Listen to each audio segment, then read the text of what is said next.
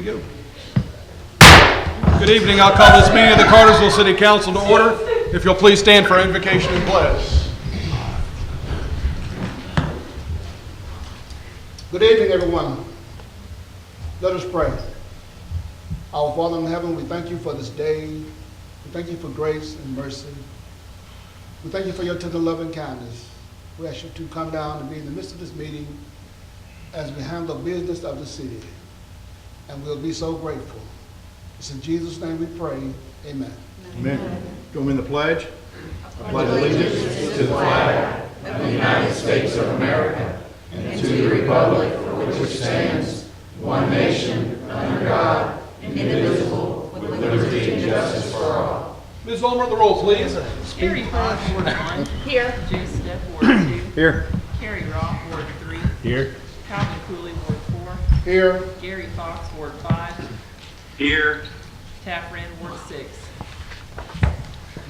Thank you very much, Meredith. The approval of our minutes from our July 2nd meeting is the first item on the agenda tonight. Council, you've had these well in advance, so tonight had an opportunity to look them over. Now would be the opportunity to make any adjustments to that, and if there are none, a motion to approve would be in order. Motion to approve? Second. All in favor indicate by saying aye. Aye. Minutes are approved unanimously. Well, we get to start off our meeting tonight with something fun. Miss Medina Hogue has got a 100th birthday, and we are going to honor her here tonight. I have a proclamation for you that I'm going to read for everybody, and then I'm going to come down and present this to you. And it says, and I'm probably going to mispronounce a few things on here, as it looks like I'm going to.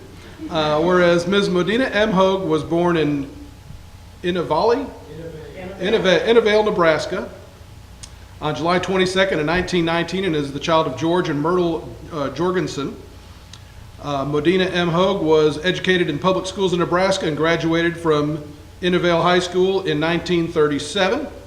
And whereas Ms. Hogue was a devoted and loving wife for 53 years to the late Gene P. Hogue.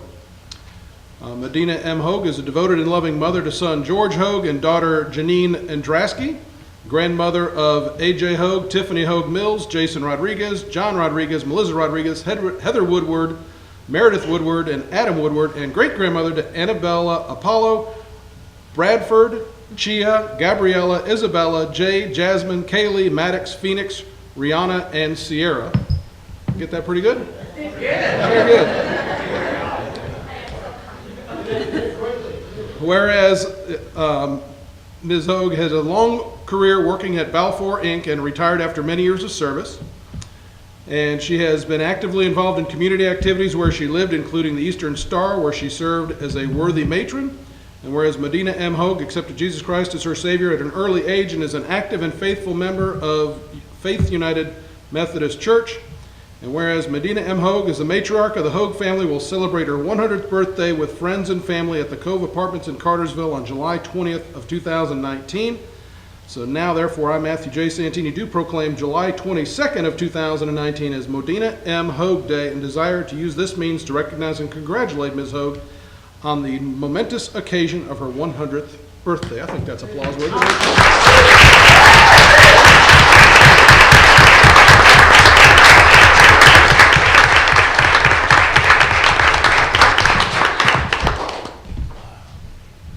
Now we get a photo op. Rebecca, how are we going to do this? We can do so. That's right.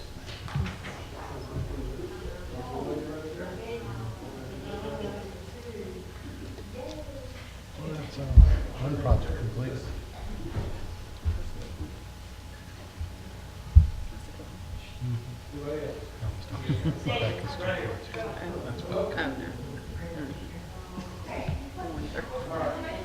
Anybody else wants to pile in right now? Let's do it.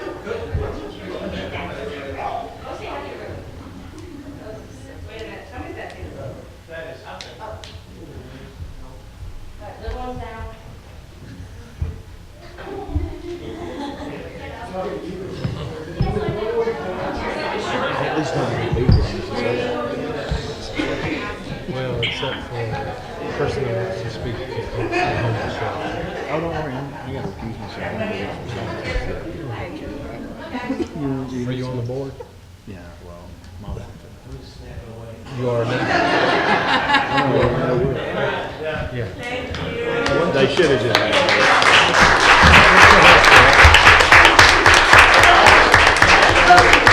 I know you do have that kind of place before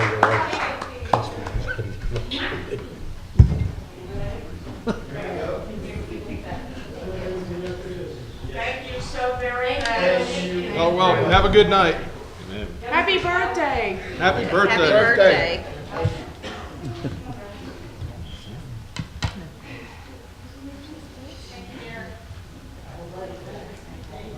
Look at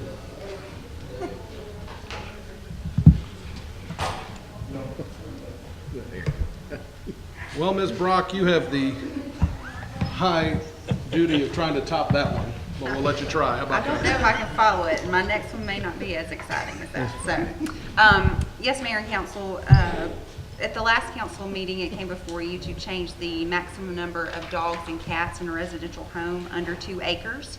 And so this is a second reading. Based on discussions from the last meeting, we are bringing before you to allow for 4 dogs on a residential property equal to or less than 2 acres, and your approval is requested. Is there any discussion on this item? And if there's none, a motion is in order. Make a motion to approve Did that include the proposed change? the proposed change to 4 dogs. Thank you. Thank you for the clarification. Do I have a second? Second. All in favor indicate by saying aye. Aye. Motion carries unanimously. Thank you, Gary. Thank you. Mr. Menino, get us started off with T1902, please, sir. Thank you, Mayor and Council. This case and the following case are both related. This first one, T1902, is a proposed text amendment to the zoning ordinance. Currently, homeless shelters are allowed in the general commercial and office commercial zoning districts in our zoning ordinance with a special use permit. The applicant is requesting to add the MU zoning district to that list that where homeless shelters are allowed with a special use permit. With that, Planning Commission did hold a public hearing and did recommend unanimously to approve the proposed text amendment to allow homeless shelters in the MU zoning district with the special use permit. He says I don't have to on this portion. It's a, So, totally up to you. Yeah, You so- just- you just chime in yeah. whenever you want to. How about that? yeah, it's a. Any questions for text Randy at this amendment to time? do that. Seeing none, I will open up the floor for a public hearing relative to item You don't have to on that one. T19-02. Anybody wishing to step forward, speak for or against may do so at this time. And seeing none, I'll close the public hearing for T19-02, and we'll open up hearing the next item, which is SU 19-05. Thank you again, Mayor and Council. This case has been properly posted. The property has, the adjacent property owners have been notified, and there appears to be no conflicts of interest. From my understanding, I do believe we do have one council member that was willing to recuse I'm himself. not part of the conversation. I've recused myself. With that, based on the previous text amendment,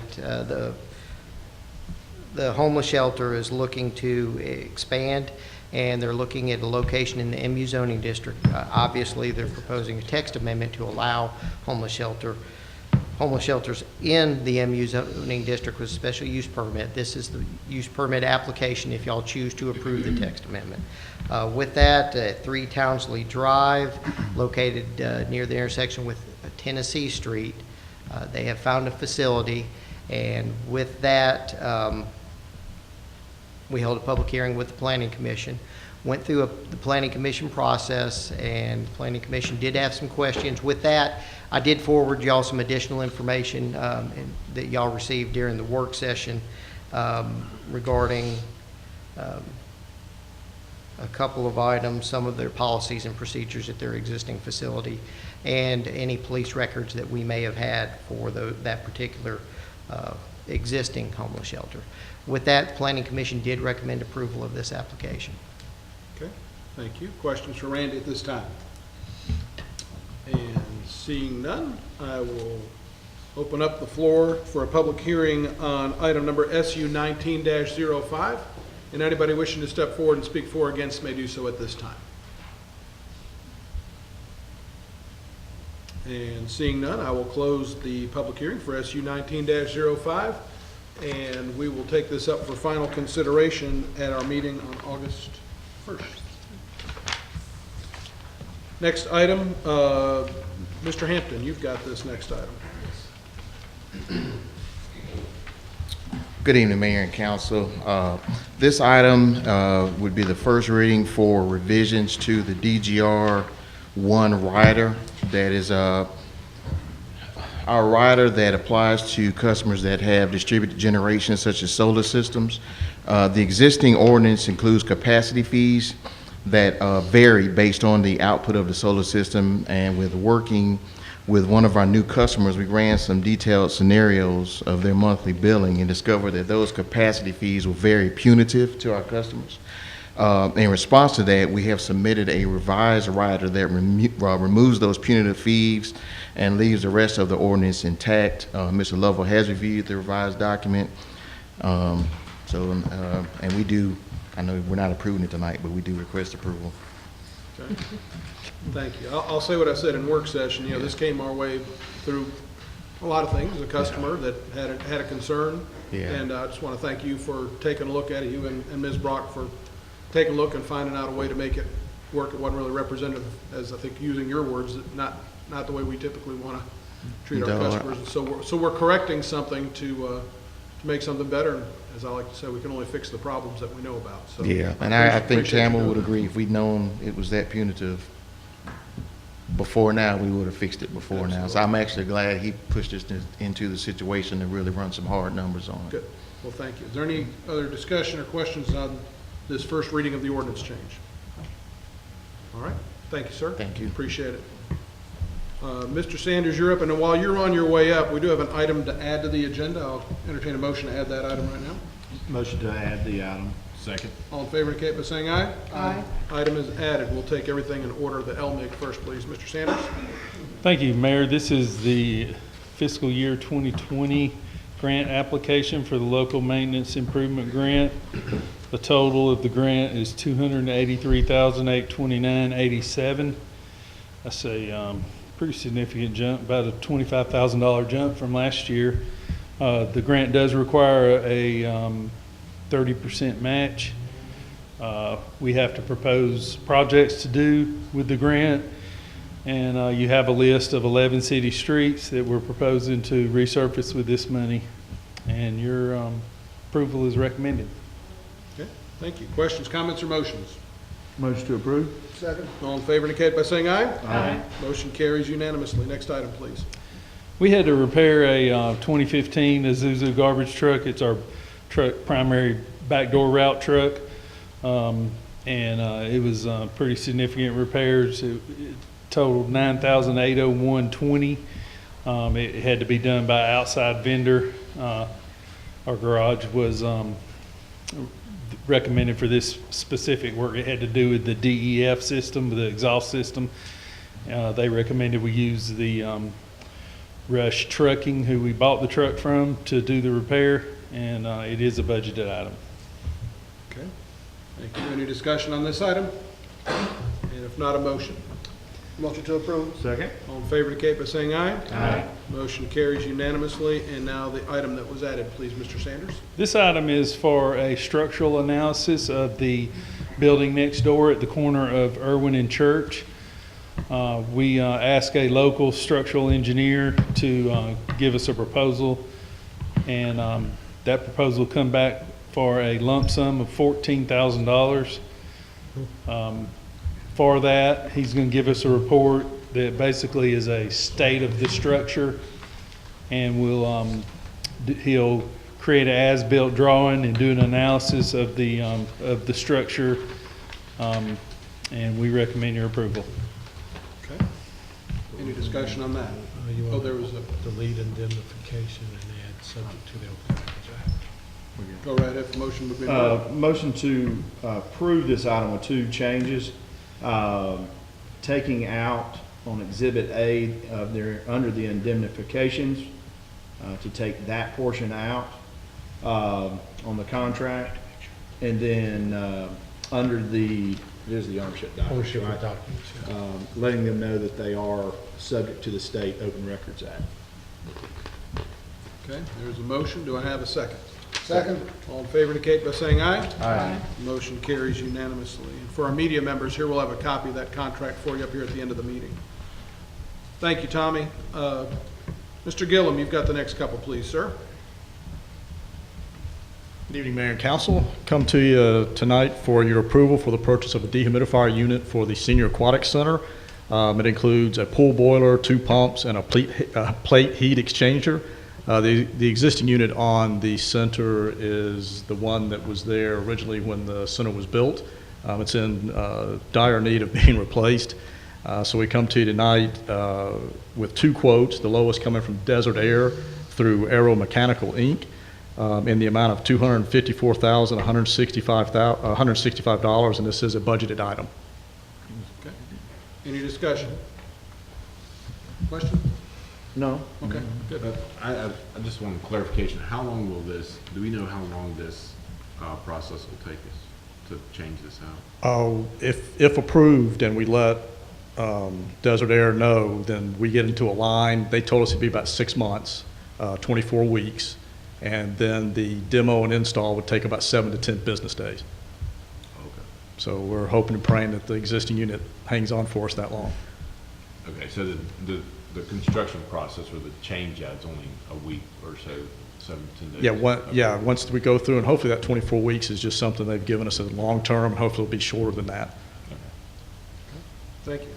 Any other discussion? And if not, a motion's in order. Motion to approve. Second. All in favor indicate by saying aye. Aye. Motion carries unanimously. Next item, please, Tom. All right, thank you.